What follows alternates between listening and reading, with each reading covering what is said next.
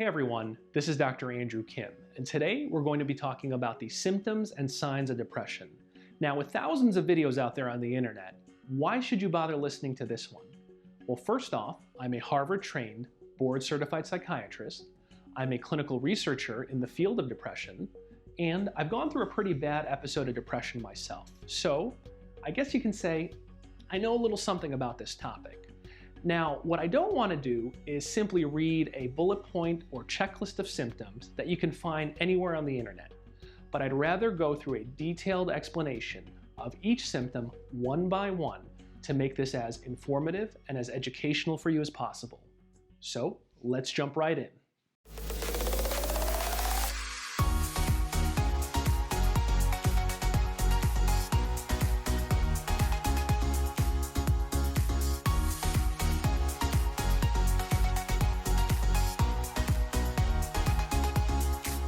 First off, let's differentiate between normal sadness and clinical depression. Let's recognize the fact that we're human beings, and sadness is a normal part of the human experience as we try to navigate this crazy yet wonderful thing called life. But when that sadness starts to become severe or persistent enough to the point that it starts impairing important areas of our life, that's when the sadness may now have become a depressive disorder. Now, there are many types of depressive disorders, but today we're going to be focusing specifically on Major Depressive Disorder, also known as MDD for short. Now, clinicians today utilize the DSM-5, the Diagnostic and Statistical Manual of Mental Disorders, 5th edition. Now, this is not a perfect tool, but it is a guide that we utilize to try to identify a cluster of symptoms that may represent a psychiatric disorder. Now, the DSM-5 states that in order to meet the criteria for a major depressive episode, you must meet at least 5 of the 9 symptoms that we'll be reviewing today. At least one of those symptoms needs to be either depressed mood or a loss of interest. These symptoms need to last for at least 2 weeks or longer and represent a change from your usual level of functioning. So as we dive into these symptoms today one by one, I want you to keep these questions in mind. How severe and persistent are these symptoms? Do these symptoms represent a change from my baseline? And are these symptoms impacting and impairing an important area of my life? Symptom number 1, depressed mood. A depressed mood should be present for most of the day, for most days of the week. But it's not just as simple as, is sadness present or is sadness absent? There are other factors to consider. For example, is there an ability for my sadness to lift at all when there is a positive or encouraging event that happens to me? And consider the following. Can my mood lift at all? If there is a lift, how long does it last for? How much of a lift is it? And did I have to even put an effort to experience that? You should be asking yourself, has my view of myself, my surroundings, my relationships, my future, my prognosis become increasingly bleak, increasingly pessimistic, increasingly hopeless? Am I struggling more than usual with feelings of emptiness or loneliness? You should also consider, are others around you or yourself noticing that your outward appearance or outward behaviors are coming across as more sad? For example, is your tone of voice more monotone? Is your body language showing signs of depression? Are you not laughing or smiling like you used to? Are others around you commenting, hey, what's wrong? You look kind of down. You look kind of stressed. What's going on? Another consideration for this particular symptom is that for certain demographics, like teenagers, children, and certain cultures, that a depressed mood may not always come out as sadness, but sometimes it may manifest as irritability or anger. Symptom number 2, decreased pleasure or interest. For this particular symptom, you'll be noticing a decrease in interest in your usual activities and hobbies. And again, this is focusing not necessarily on your follow-through on these activities, but the actual interest level itself, and if there is a decrease in interest compared to your baseline. And even if you participate in these activities, you may be noticing they're just not as fun, they're not as enjoyable, you may be getting no joy at all. Many people will say, Dr. Kim, I just feel like I'm going through the motions and I feel robotic. I'm not getting much out of this. In addition, you may also be noticing that you feel emotionally disconnected or more emotionally distant from acquaintances, friends, family, and even significant others. On one hand, you may be saying, I know I care for this person, or I know I should be caring for this person, but I'm not necessarily feeling that, and I'm feeling detached, disconnected, maybe even numb. Now, on that topic, not many textbooks highlight the fact that people may experience emotional numbness during clinical depression. So what do I mean by that? Numbness is not necessarily not being able to feel happy, but literally having difficulty accessing the entire spectrum of your emotions. It's not uncommon for people to say, Dr. Kim, I don't feel as angry as I should be in this situation. Dr. Kim, I don't feel as happy as I should be in this situation. Dr. Kim, I'm going through depression. I don't even feel sadness. I literally feel nothing. I am completely numb. So it can range on that spectrum of emotional blunting to complete emotional numbness. Symptom number 3, changes in your sleep patterns. Now this symptom area includes both hypersomnia, which is sleeping more than usual, or insomnia, which includes troubles falling asleep, staying asleep, or waking up too early. Now this symptom area needs to factor in both quantity and quality of sleep. In terms of quantity, how many hours of actual sleep are you getting? Not the amount of time you're laying in bed, but actual sleep.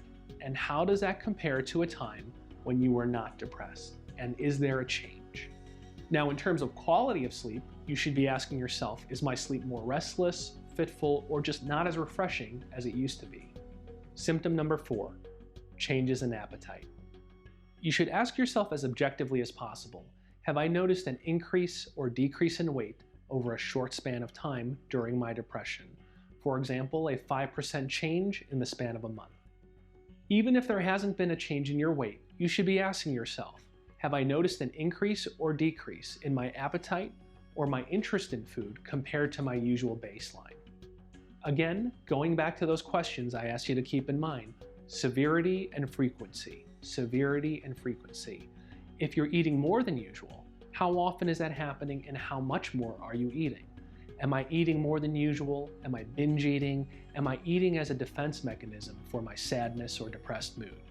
If your appetite is decreased, you should be asking yourself, do I have to remind myself to eat? Am I urging or forcing myself to eat? Are others urging or forcing myself to eat? Am I eating at all?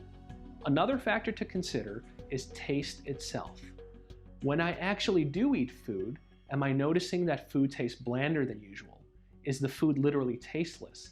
Am I just eating for the sake of nutrition without even enjoying my meal? Symptom number 5, fatigue.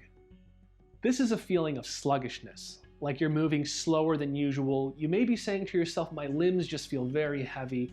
I just want to lay in bed all day. Now, I feel like fatigue is not just about the loss of energy itself, but how it also relates to motivation. And when I say motivation, I'm talking about the ability to start activities and also the follow-through to complete them. You may be noticing it's just harder to start things and harder to complete them as well. And I'm not just talking about work-related tasks, school tasks, or errands that you run during the day, but I'm talking about even the simple, basic activities of daily living that we may take for granted when we are not struggling with depression. For example, rolling out of bed, brushing your teeth, taking a shower, getting your clothes on, getting your day started. These are things we typically take for granted when we're not depressed, but when we're struggling with depression, may feel like monumental tasks.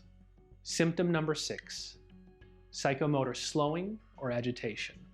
This area is oftentimes noticed by others around you, such as your family members, friends, clinicians.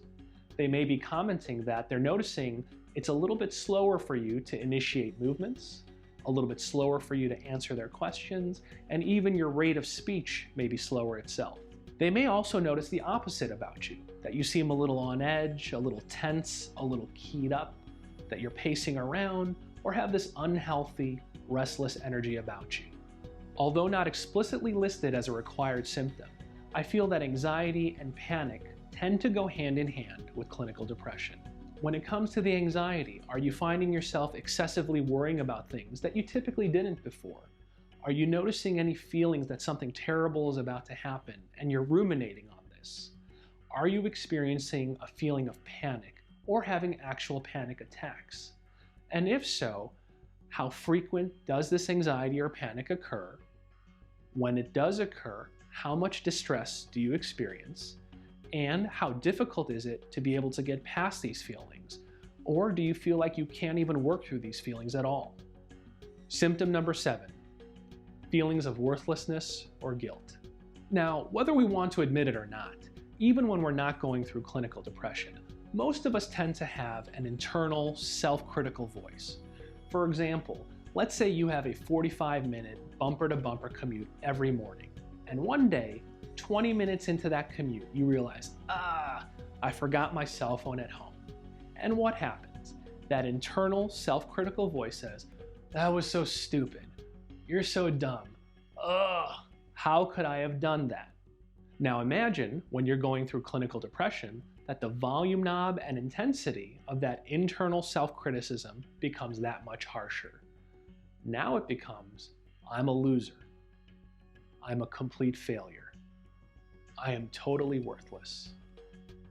No one wants me around. I wish I didn't exist. In addition to feelings of worthlessness, you may be experiencing either excessive or inappropriate guilt for things you may or may not have even done. Although quite rare, in a small percentage of severe cases of clinical depression, this excessive or inappropriate guilt can even reach delusional levels. So what do I mean by that? A delusion is a psychotic symptom in which you have a fixed, false belief that is not based in reality.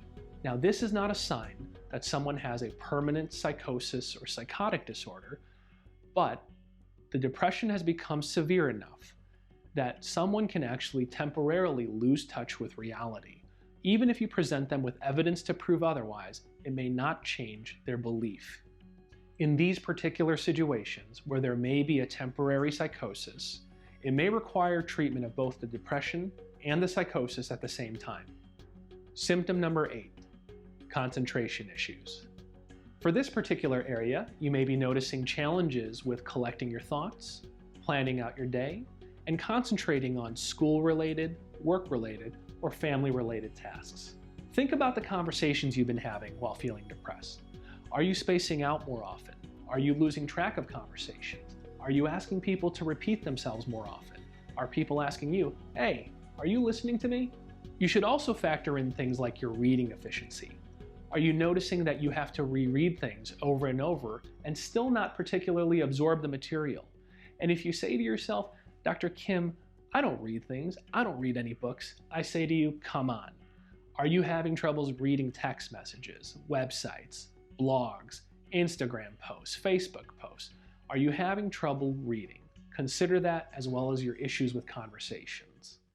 Symptom number 9, thoughts of death, suicide, or suicidal behaviors. Now, I know this particular symptom can be difficult to talk about for some, but this is an area that cannot be ignored.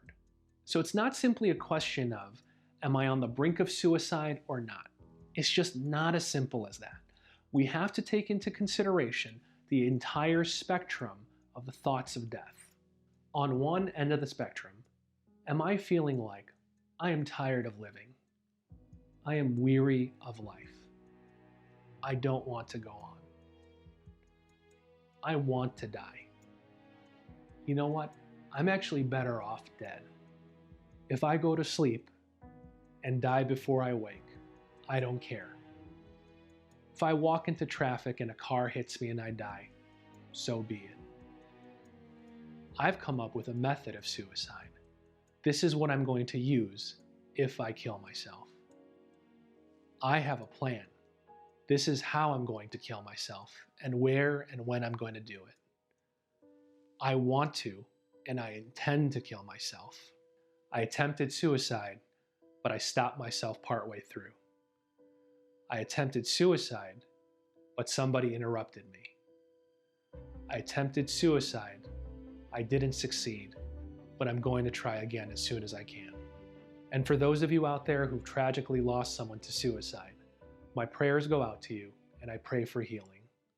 Now, to conclude and summarize again, you can't simply use these symptoms as a simple checklist of whether these symptoms are present or absent.